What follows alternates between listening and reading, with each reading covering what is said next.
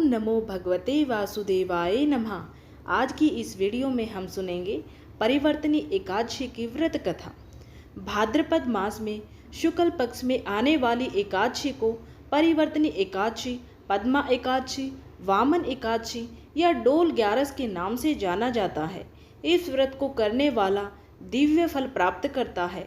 युधिष्ठिर कहने लगे कि हे भगवान, भाद्रपद शुक्ल एकादशी का क्या नाम है, इसकी विधि तथा इसका महात्म्य कृपा करके कहिए।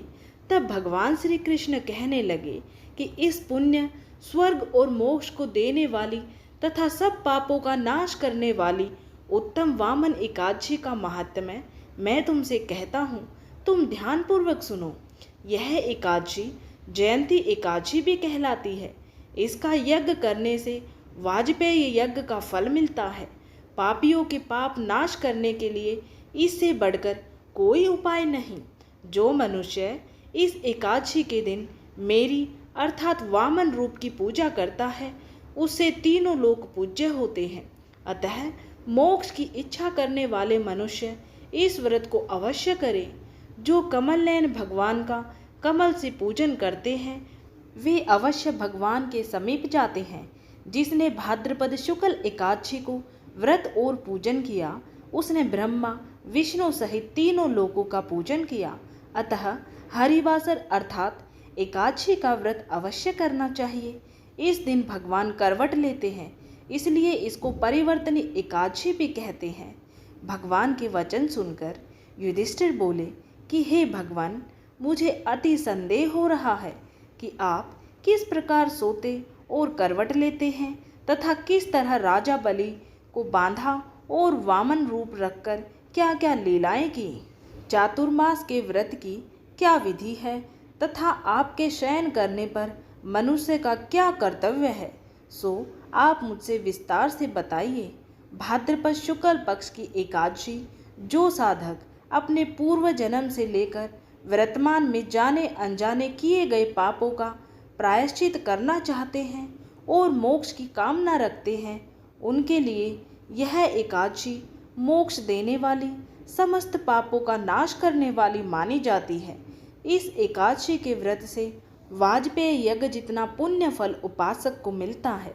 पद्मा एकादशी को भगवान विष्णु पाताल लोक में अपनी सैया पर करवट बदलते हैं। शास्त्रों के अनुसार इस दिन भगवान विष्णु करवट बदलने के समय प्रसन्नचित्त मुद्रा में रहते हैं। इस अवधि में उनसे जो कुछ भी मांगा जाता है, वे अवश्य प्रदान करते हैं। इस दिन भगवान विष्णु के वामन रूप की पूजा की जाती है। इस व्रत को करने से व्यक्ति के सुख और सौभाग्य में वृद्धि होती है। मंदिरों में इस दिन भगवान श्री विष्णु की प्रतिमा या शालिग्राम को पालकी में बिठाकर ढोल नगाड़ों के साथ शोभा यात्रा निकाली जाती है। परिवर्तनी एकादशी के दिन सुबह उठकर स्नान करें और पीले रंग के स्वच्छ धुले हुए वस्त्र धारण कर पूर्व या पूर्वोत्तर की ओर मुख करके भगवान विष्णु की प्रतिमा को पंचामृत से स्नान करवाकर वस्त्र, आभूषण, फूल माला आदि धारण कराएं। यदि मूर्ति नहीं है तो आप भगवान विष्णु का चित्र भी लगाकर पूजा कर सकते हैं। इस दिन भगवान विष्णु के वामन अवतार का ध्यान कर पूजा करने से अक्षय पुण्य की प्राप्ति होती है। पूजा के उपरांत वामन भगवान की कथा का भी श्रवण या वाचन करें और कपूर एवं शुद्ध घी के दीपक से श्री हरि की आरती उतारें एवं प्रसाद सभी में वितरित करें। भगवान विष्णु के पंचाक्षर मंत्र ओम नमो भगवते वासुदेवाय नमः का यथासंभव तुलसी की माला से जाप करें। इसके बाद शाम के समय जल में निवास करने वाले श्री हरि नारायण की पुनः संध्या आरती करके उनकी मूर्ति के समक्ष भजन कीर्तन अवश्य करें। इस एकादशी के दिन भगवान विष्णु सहित माता लक्ष्मी की पूजा करने से जीवन में धन और धान्य, सुख, समृद्धि की प्राप्ति होती है। परलोक में भी इस एकादशी के पुण्य से उत्तम स्थान मिलता है। पद्मा एकादशी के दिन जल से भरे हुए घड़े को वस्त्र से ढककर दही और चावल के साथ ब्राह्मण को दान देना चाहिए। शुभ फलों की प्राप्ति के लिए साथ में जूते और छाते का भी दान करें। जो लोग किसी कारणवश पद्मा एकादशी का व्रत नहीं कर पाते हैं, उन्हें पद्मा एकादशी के दिन भगवान श्री हरि नारायण के नाम का कीर्तन करना चाहिए। श्री कृष्ण कहने लगे कि हे राजन, अब आप सब पापों को नष्ट करने वाली कथा का श्रवण करें। त्रेता युग में बलि नामक एक दैत्य था। वह मेरा परम भक्त था। विविध प्रकार के वेद सूक्तों से मेरा पूजन किया करता था और नित्य ही ब्राह्मणों का पूजन तथा यज्ञ के आयोजन करता था। लेकिन इंद्र से द्वेष के कारण उसने इंद्रलोक तथा सभी देवताओं को जीत लिया।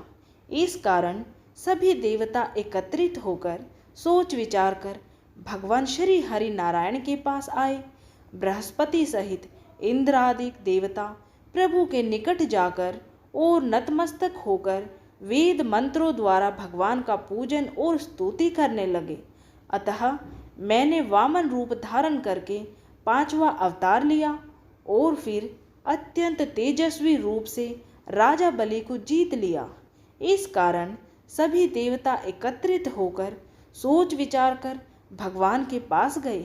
बृहस्पति सहित इंद्रादि देवता प्रभु के निकट जाकर और नतमस्तक होकर वेद मंत्रों द्वारा भगवान का पूजन और स्तुति करने लगे। अतः मैंने वामन रूप धारण करके 5वां अवतार लिया और फिर अत्यंत तेजस्वी रूप से राजा बलि को जीत लिया। इतनी वार्ता सुनकर राजा युधिष्ठिर बोले कि हे जनार्दन, आपने वामन रूप धारण करके उस महाबली दैत्य को किस प्रकार जीता? श्री कृष्ण भगवान कहने लगे, मैंने वामन रूपधारी ब्रह्मचारी बलि से 3 पग भूमि की याचना करते हुए कहा, ये मुझको 3 लोक के समान है और हे राजन, यह तुमको अवश्य ही मुझे देनी होगी। राजा बलि ने इसे तुच्छ याचना समझकर 3 पग भूमि का संकल्प मुझसे किया और मैंने अपने त्रिविक्रम रूप को बढ़ाकर यहाँ तक कि भूलोक में पद, भूवरलोक में जंघा, स्वर्गलोक में कमर, महलोक में पेट, जनलोक में हृदय, यमलोक में कंठ की स्थापना कर सत्यलोक में मुख, उसके ऊपर मस्तक स्थापित किया।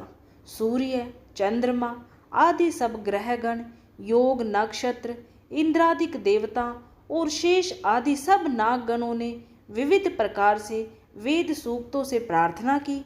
तब मैंने राजा बलि का हाथ पकड़कर कहा कि हे राजन, एक पद से पृथ्वी, दूसरे से स्वर्गलोक पूर्ण हो गए, अब तीसरा पग कहाँ रखूं? तब बलि ने अपना सिर झुका लिया और मैंने अपना पैर उसके मस्तक पर रख दिया, जिससे मेरा वह भक्त पाताल को चला गया।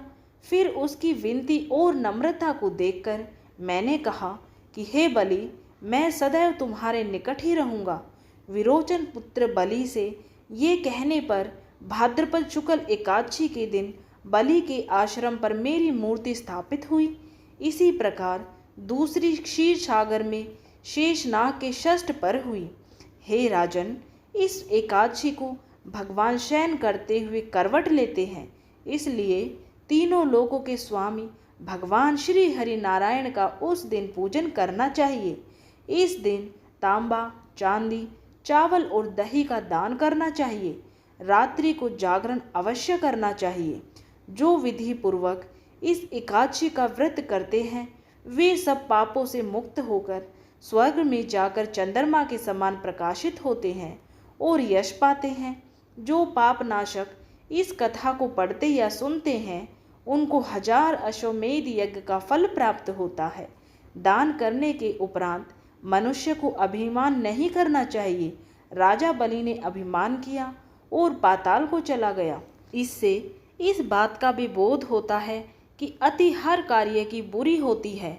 तो इस प्रकार से परिवर्तनी एकादशी की व्रत कथा संपूर्ण हुई। बोली श्री हरि नारायण भगवान की जय। इस प्रकार अपने सनातन धर्म से जुड़े व्रत, त्योहार, पूजा पाठ के बारे में संपूर्ण जानकारियाँ और कथाएं सुनने के लिए चैनल को सब्सक्राइब करना बिल्कुल भी ना भूलें। वीडियो देखने के लिए आप सभी का दिल से धन्यवाद।